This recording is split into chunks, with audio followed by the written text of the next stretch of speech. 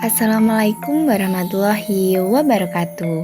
Perkenalkan, saya Kartika Eka Mustikayani dengan NIM 230211411168. Pada kesempatan kali ini, saya akan menjelaskan mengenai kontekstualisasi pendidikan yang memerdekakan untuk memenuhi tugas mata kuliah Filosofi Pendidikan Indonesia pada topik 5, demonstrasi kontekstual.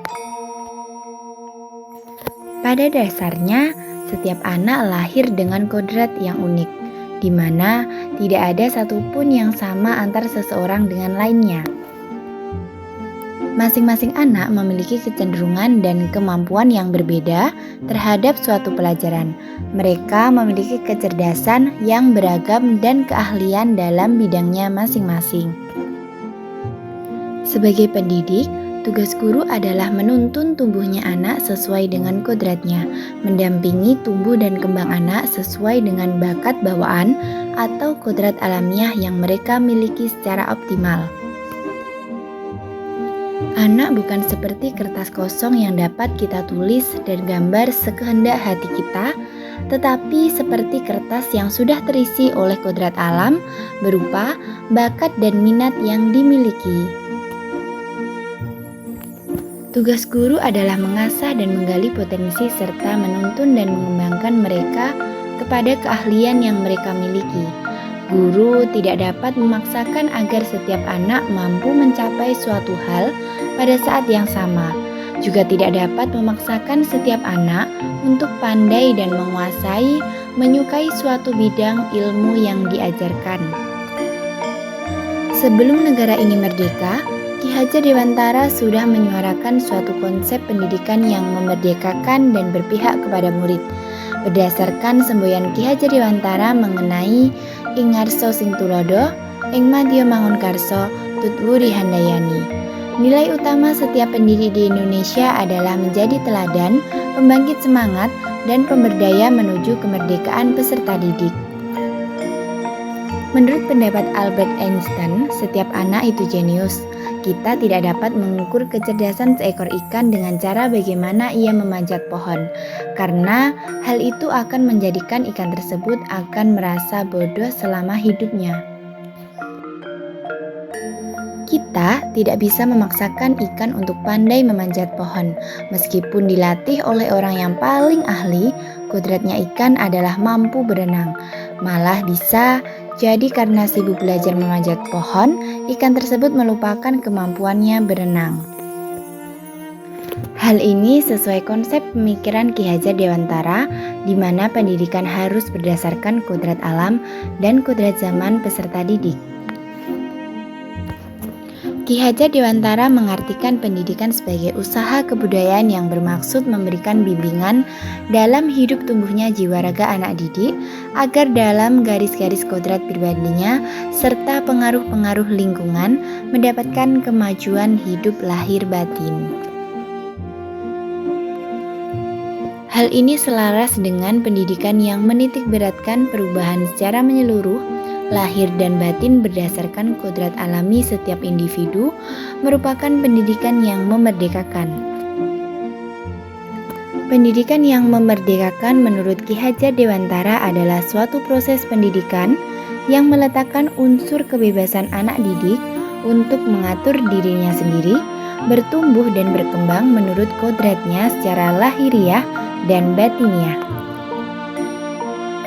Pendidikan yang memerdekakan ini memberi kebebasan peserta didik dalam berekspresi dan kemampuan untuk memahami dunia sekitar, membentuk pikiran mereka sendiri, serta membantu menjadi individu mandiri dan merdeka dari tekanan, agar dapat berkontribusi dalam masyarakat sesuai kodrat dan jati dirinya.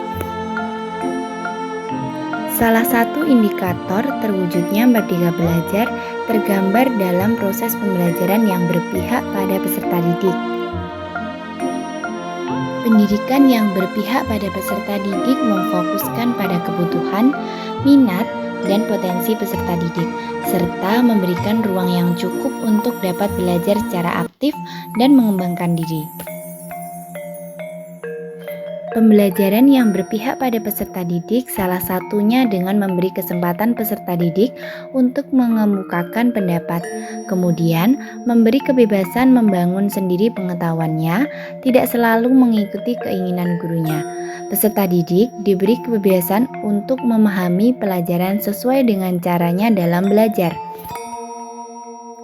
Konsep dasar pemikiran Ki Hajar Dewantara sangat sesuai dengan tantangan zaman, termasuk dengan konteks kita saat ini. Guru merupakan pendidik dan pengajar yang berperan menuntun peserta didik mengikuti perkembangan zaman, menuntun peserta didik dalam melaksanakan pembelajaran, menuntun peserta didik dalam mencapai cita-cita, menuntun peserta didik dalam mencapai kebahagiaan hidupnya, menuntun peserta didik dalam belajarnya sesuai dengan bakat bawaan atau kodrat alamiahnya.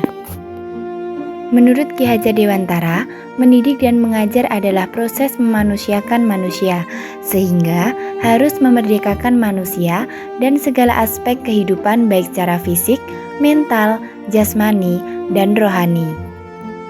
Kemerdekaan yang dimaksud dalam pendidikan itu bersifat 3 hal: berdiri sendiri, tidak tergantung pada orang lain dan dapat mengatur dirinya sendiri. Pendidikan yang memerdekakan mengolah rasa, hati, raga, dan karsa secara seimbang, sehingga dengan keseimbangan ini akan menghasilkan masyarakat yang penuh kebijaksanaan. Pendidikan yang memerdekakan ini haruslah dilandasi dari prinsip Among. Prinsip Among artinya seorang guru dengan penuh cinta kasih dan kesabaran dalam menuntun setiap anak untuk mencapai tujuan pendidikan. Pada perkembangan dunia abad 21 ditandai dengan pemanfaatan teknologi informasi dan komunikasi dalam segala aspek kehidupan, termasuk dalam proses pembelajaran. Pendidikan abad 21 merupakan pendidikan yang mengintegrasikan antara kecakapan pengetahuan, keterampilan, dan sikap, serta penguasaan terhadap teknologi. Berikut ini adalah beberapa praktik pendidikan yang memerdekakan dan berpihak pada peserta didik dalam pendidikan abad ke-21. Untuk yang pertama, pembelajaran memperhatikan kebutuhan individual peserta didik, misalnya gaya belajar, minat, dan kecepatan belajarnya. Yang kedua, guru yang berperan sebagai fasilitator bertugas untuk menuntun, membimbing, mengarahkan, dan melatih kemandirian peserta didik. Yang ketiga, pembelajaran melibatkan orang tua serta tidak terbatas berlangsung di dalam kelas, tetapi juga di rumah dan masyarakat dengan baik. Yang keempat, memberi kesempatan kepada peserta didik untuk menyampaikan pendapat, menentukan metode pembelajaran, metode evaluasi, dan proses refleksi serta berpartisipasi aktif dalam kegiatan pembelajaran. Yang kelima, pembelajaran memanfaatkan keterampilan literasi digital. Yang ketujuh, pembelajaran menggunakan proyek yang real. Yang kedelapan, penilaian pembelajaran hanya mengukur apa yang ditargetkan untuk dicapai, tidak hanya berdasarkan hasil, tetapi juga proses belajar. Dan yang terakhir, lingkungan belajar mendukung inovasi dan kreativitas, kemandirian belajar, dan kemampuan mengikuti perkembangan serta memberdayakan peserta didik untuk menjadi pendidik bagi temannya. Tantangan yang ditemui dalam praktik pembelajaran yang memerdekakan dan berpihak pada peserta didik yaitu: yang pertama, guru harus memiliki kemauan diri untuk melakukan hal baru atau inovasi baru dalam pengajaran walaupun dirasa memberatkan. Yang kedua, sekolah harus memahami kondisi lingkungan termasuk sarana dan prasarana sekolah untuk memenuhi kebutuhan pembelajaran. Yang ketiga, peserta didik belum terbiasa mandiri dalam menentukan tujuan pembelajaran dan berpikir kritis serta menyuarakan pendapat pribadi. Yang keempat, tuntutan perubahan zaman yang sangat pesat memaksa peserta didik untuk mandiri. Dan yang terakhir, kurangnya pemahaman masyarakat dan orang tua tentang tujuan pendidikan. Adapun solusi dalam praktik pembelajaran yang memerdekakan dan berpihak pada peserta didik melalui penerapan pembelajaran berdiferensiasi. Pembelajaran berdiferensiasi adalah usaha untuk menyesuaikan proses pembelajaran di kelas dalam memenuhi kebutuhan belajar individu setiap murid. Pembelajaran berdiferensiasi merupakan serangkaian keputusan masuk akal yang dibuat oleh guru dan berorientasi kepada kebutuhan murid. Dengan pembelajaran berdiferensiasi, semua murid akan merasakan bahwa lingkungannya mengundangnya untuk belajar. Semua kebutuhan murid terakomodasi dan murid dengan karakteristik yang berbeda-beda dapat merasakan berada di kelas yang sama dengan guru yang sama untuk mencapai tujuan pembelajaran yang sama, tetapi berproses dan berkreasi dengan cara yang berbeda. Cukup sekian itu tadi penjelasan saya mengenai kontekstualisasi pendidikan yang memerdekakan. Apabila ada kurang lebihnya mohon maaf. Wassalamualaikum warahmatullahi wabarakatuh.